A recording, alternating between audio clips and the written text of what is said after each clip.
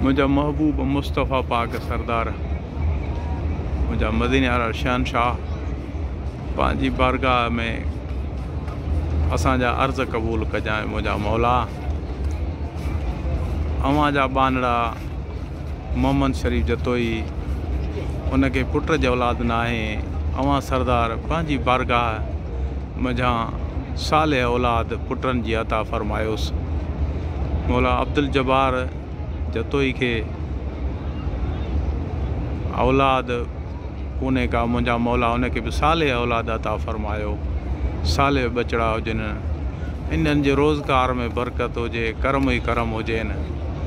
5 ॿारनि जे सदके, 14 मासूमनि जे सदके, शहीद करबला जे सदके, मौला इमाम हसन अलैहिस्सलाम जे सदके, ख़ातून अतहर जे सदके करम फरमायो। इन घरड़नि ते ही करम फरमायो। मुझा हादी इन्हनि को दुश्मन दूर सजण सां मुहा मुझा मौला गद्दार दोस्तन को दुश्मनन को पर्दे पनाह में रखें। मुझा मौला करम फरमायो। सभिनी वलियन जे सदके, सभिनी सवालक नबियन जे सदके इन्हनि ते करम फरमायो।